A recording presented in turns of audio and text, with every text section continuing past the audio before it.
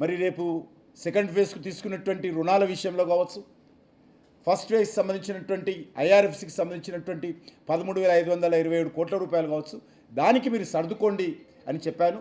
దానికి ముఖ్యమంత్రి గారు అంగీకరించలేదని చెప్పడం జరిగింది. ఇక్కడ ఈ చిన్న సమస్య, దీన్ని చర్చల ద్వారా పరిష్కారం చేసుకోవాలి. అవసరమైతే రెండు ప్రభుత్వాలు, ఇక్కడ అర్బన్ డెవలప్మెంట్ మినిస్ట్రీ కావచ్చు, రాష్ట్ర ప్రభుత్వం కావచ్చు, దీన్ని మరి అధికారుల మధ్యలో కావచ్చు, ముఖ్యమంత్రి గారు మరి ఇక్కడ అర్బన్ డెవలప్మెంట్ మినిస్ట్రీ దగ్గర చర్చల ద్వారా కానీ దీనికి ఒక అంగీకారము ఆమోదయోగ్యం చేసుకోవాలి తప్ప ఇది ఎవరి మీదనో రుద్దేటువంటి ప్రయత్నం చేయడం ఇది మంచిది కాదనే విషయాన్ని నేను ఈ సందర్భంగా మనవిస్తున్నాను. తమ వైఫల్యాల నుంచి దృష్టి మళ్లించేటువంటి ప్రయత్నము ఈరోజు మరి రేవంత్ రెడ్డి గారు చేస్తూ ఉన్నారు. గతంలో కూడా ఇదే మెట్రో విషయంలో గతంలో ఉన్నటువంటి ముఖ్యమంత్రి కేసీఆర్ కూడా అలైన్మెంట్ మార్చాలని ఒక 3 సంవత్సరాలు ఇబ్బంది పెట్టడం జరిగింది. మరి ఇప్పుడు రేవంత్ రెడ్డి గారు కూడా తన దుందుడుకు విధానంతో మరి ఈరోజు కూడా అదే విధంగా వ్యవహరిస్తూ ఉన్నారు. ఇది ముఖ్యమంత్రి గారు, రాష్ట్ర ప్రభుత్వము ఎప్పుడు కేంద్ర అర్బన్ డెవలప్మెంట్ మినిస్ట్రీతో చర్చలు జరపడానికి వచ్చినప్పుడు కూడా నేను వాళ్ళతో రావడానికి సిద్ధంగా ఉన్నాను. నాకు ఏ రకమైనటువంటి భేషజాలు లేవు. నాకు తెలంగాణ అభివృద్ధి జరగాలి, మా హైదరాబాద్ అభివృద్ధి జరగాలి, హైదరాబాద్ ప్రజలకు, తెలంగాణ ప్రజలకు మేలు జరగాలి.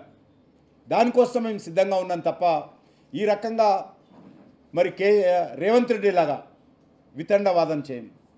గతంలో కేసీఆర్ ఎక్కడైతే మాట్లాడారో నా పట్ల, ఈయన అవన్నీ కూడా మళ్ళీ పరోక్షంగా ఆయనను మాట్లాడుతున్నాడు. కేసీఆర్ ఇట్లా అనలేదా, నేను అన్నానా?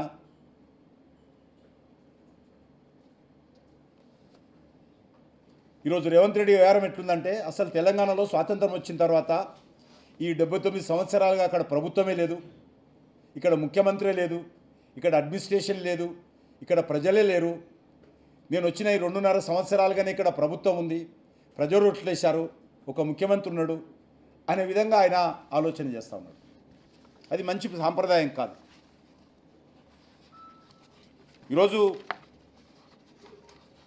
విమర్శించడం కోసం, మీ యొక్క వైఫల్యాలను కప్పిపుచ్చుకోవడం కోసం నా మీద తప్పుడు ఆరోపణలు చేస్తూ ఉన్నాడు. ఈరోజు ఒకటే అడుగుతా ఉన్నాను, మీరు ఇచ్చినటువంటి హామీలు ఏమైనా అని అడుగుతా ఉన్నాను. మీరు ఇచ్చినటువంటి 6 గ్యారంటీలు ఎక్కడ పోయాయి? 420 సబ్ గ్యారంటీలు ఎక్కడ పోయాయి? మీ డిక్లరేషన్స్ ఎక్కడ పోయాయి? దాని గురించి ఏ రోజు కూడా మాట్లాడాను. ఈరోజు కేంద్ర ప్రభుత్వము అనేక రకాలుగా తెలంగాణ అభివృద్ధి కోసం పనిచేస్తూ ఉన్నాము.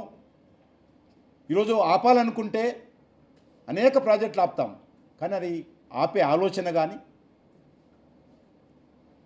ఆపేటువంటి విధానం కానీ మా ప్రభుత్వంలో లేదు. ఆపేటువంటి సంస్కృతి మీకుండొచ్చు, ఆపేటువంటి ఆలోచన మాకు ఏనాడు రాదు, భవిష్యత్తులో కూడా రాదు.